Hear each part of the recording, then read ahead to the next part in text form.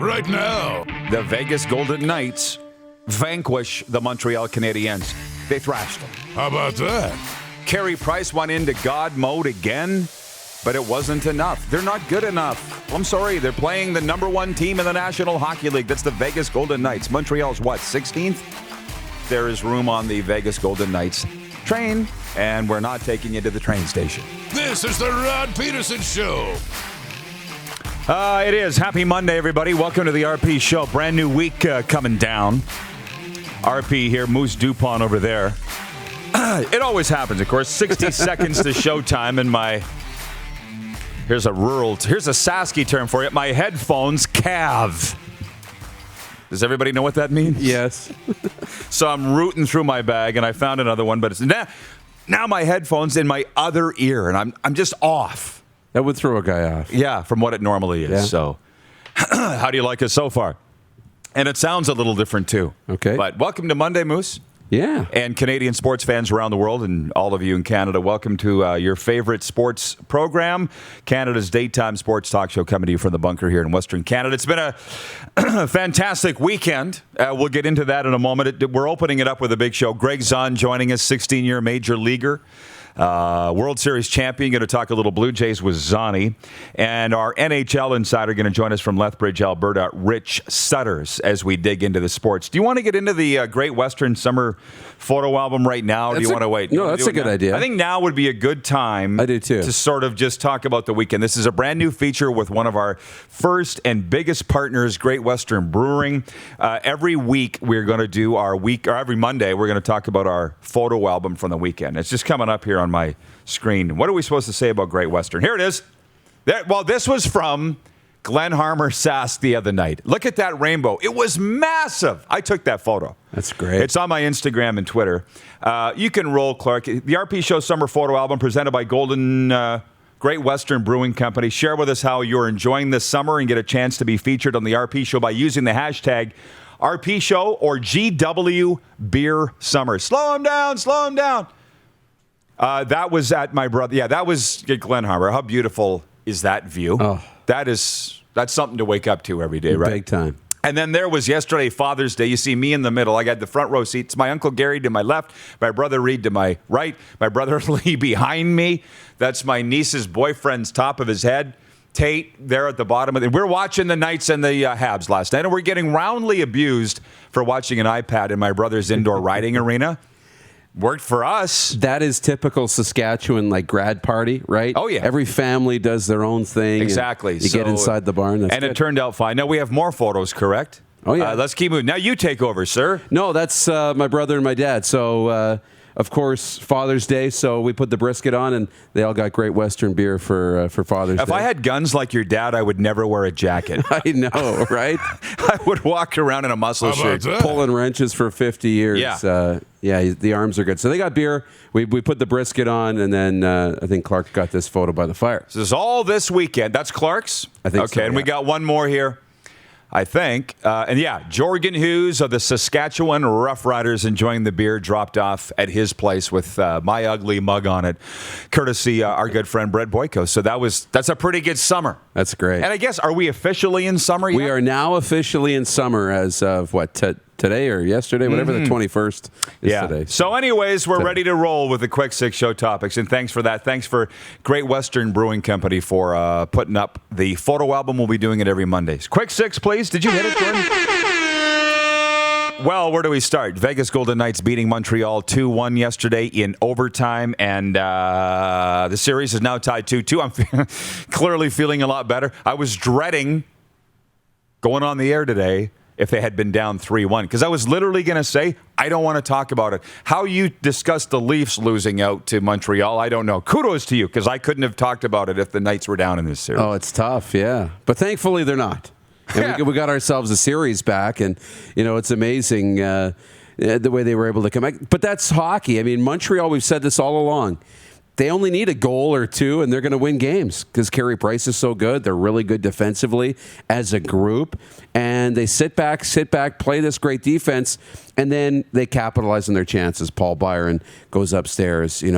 Caulfield gets his chances. They take advantage, but that goal from McNabb, that's what you need. Some kind of garbage goal that beats Carey Price and kind of gets your mind right, and they were able to win it early. Davidson, Saskatchewan's Braden McNabb.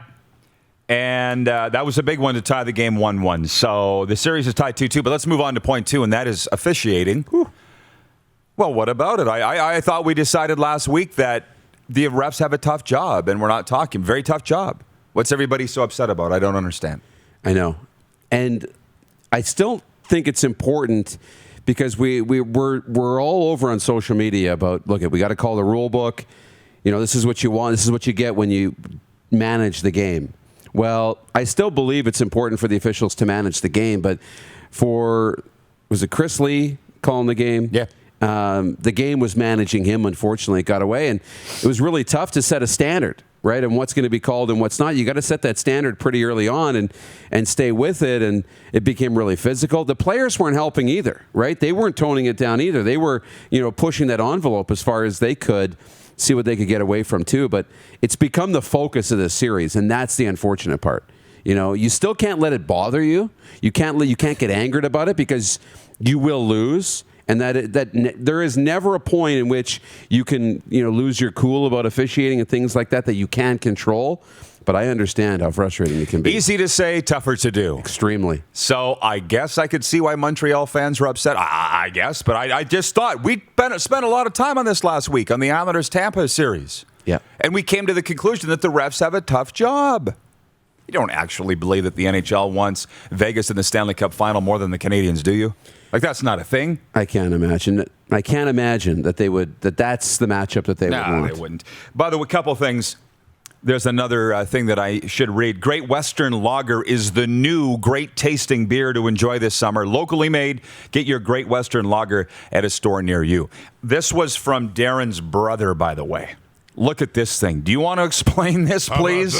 Better than I could. Yeah, he's a welder, but he's super skilled, in some of this fabrication work. He's the guy who made the DuPont Media brand. Yeah. And knows you're a fan of the Golden Knights. And with the laser cut out this, it's heavy, right? You can say, yes. Test how heavy it is. But he cut that out. He's like, do you think Rod would love this for his home or for the studio?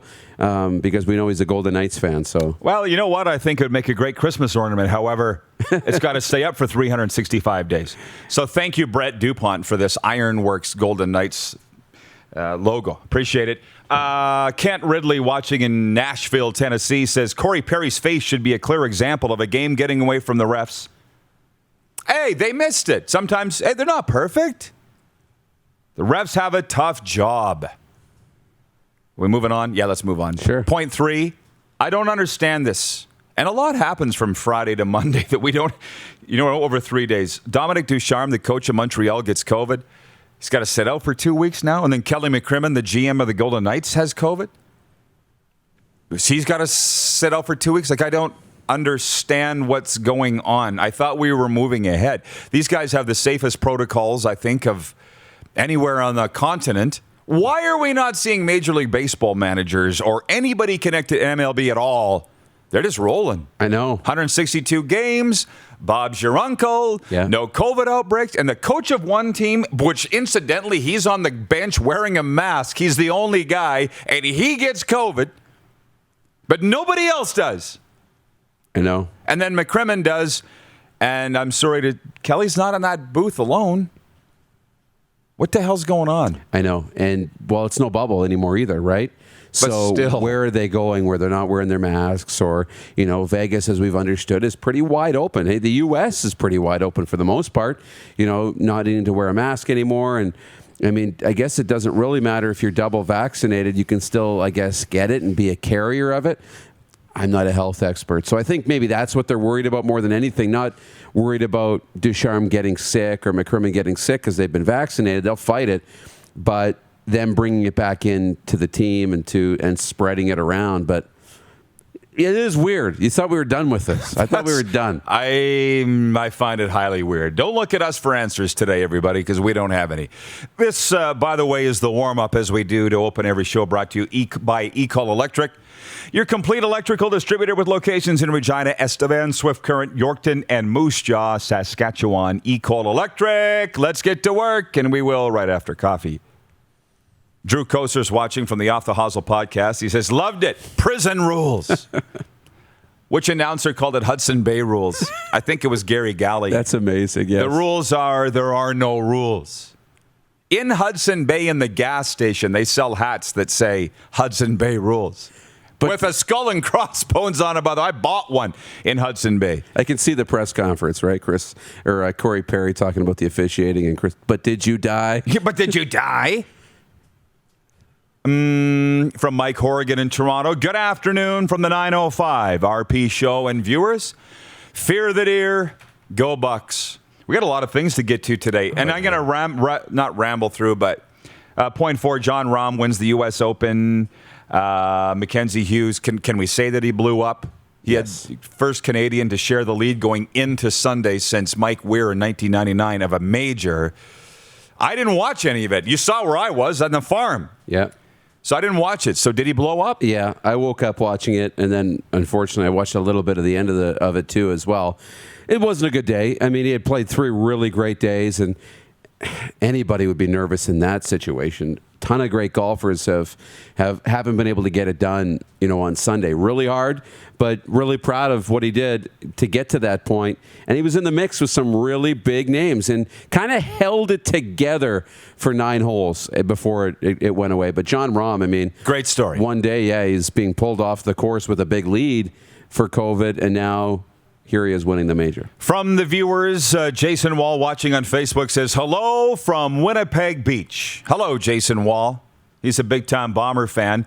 Interestingly enough, we don't have any CFL topics in our Quick Six show topics. I hope that changes, but there's a lot of other stuff going on. Toski Wangus is watching on YouTube. He says, hey, Rod, do the Islanders have a chance against the Lightning, and do you think they can beat Vegas or the Habs for the Cup? Whoa there, cowboy. It's 2-2. Game 5's tonight in Tampa. Of course they get a chance. I've picked them to win the series. Probably in 7. But let's not talk about the Stanley Cup where the Vegas Golden Knights will be waiting for them, okay? It's one game at a time. Do the Islanders have a chance? It's a best of 3. And they got a great chance. Well, biggest difference, I mean, you look at how good Barry Trotz is, right? And how he just knows what strings to pull and when. And analytics can't tell you when to pull some of these strings, even if they can be a great tool. But him calling that timeout when they let 2 goals in, in the first half of that period, they let in 2 goals, it's 3-2. He calls that timeout. The game completely changed. The Islanders started playing a lot better. And yes, they needed Ryan Pollock to make that incredible save at the end, which was outstanding. But Barry Trotz calling that timeout changed the entire game. Jeff, the Stamps fan, says the NBA Final 4. Milwaukee Bucks, Atlanta Hawks, LA Clippers, Phoenix Suns. What do you say? That isn't the NBA I know. That's the thing. That's not even retro.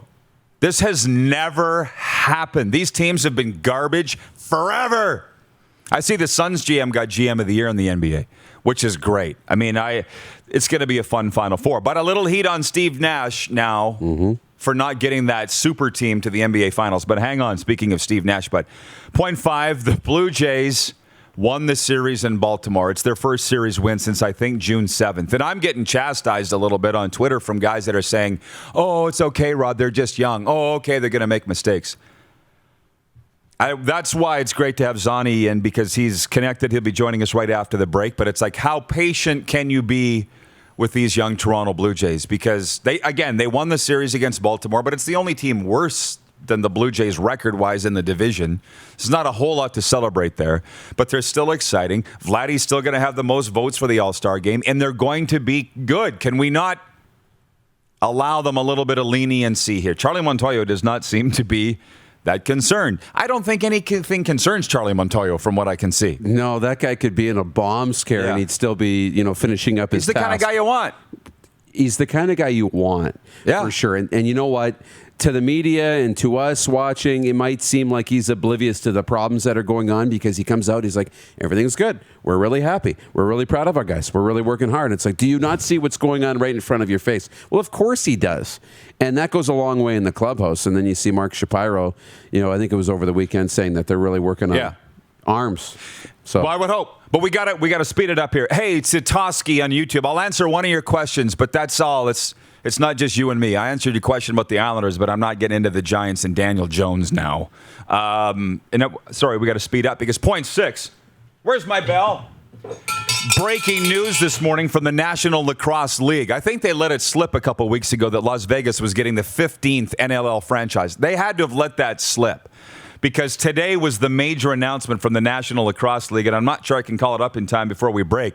But that 15th franchise going into the National Lacrosse League in Sin City, here it is. The NLL today announced the city of Las Vegas has been awarded an expansion franchise to become the NLL's 15th team. The new franchise will be co-owned by Wayne Gretzky, Dustin Johnson, Steve Nash, and Joe Tsai. Mark Fine has been named the Las Vegas team's CEO. The team will play at MGM Resorts International's Michelob Ultra Arena, located inside the Mandalay Bay Resort and Casino, beginning in the 2022-23 season. You just love the sound of that, don't you? When you How say about that? The Mandalay Bay. I just hear Bruce Buffer, right? Of course. The Mandalay Bay Resort and Casino. He doesn't screw that up, but that's why he's Bruce Buffer. Or Michael Buffer. So, Wayner, DJ, Steve Nash, all into the lacrosse game. Don't take your eye off the ball because the NLL's got it going on. So we'll talk about that later because we're up for a break here. The rock star of the day, by the way, on Friday was Michael Pinball Clemens. Rock star of the day. He won it by acclamation. So we'll be sending him a hat and a T-shirt, or wait until September 17th when the Argos come through here to take on the Riders. We'll be back with Greg Zahn after this. You are watching the RP Show on the Game Plus TV network across all 10 provinces in 31 states. Live daily on YouTube and Facebook, and 24-hour sports radio for Suds. Full service car wash at rodpedersen.com. You're watching Rod Pedersen On Demand. For more of the Rod Pedersen Show, visit rodpedersen.com or follow Rod Pedersen on social media.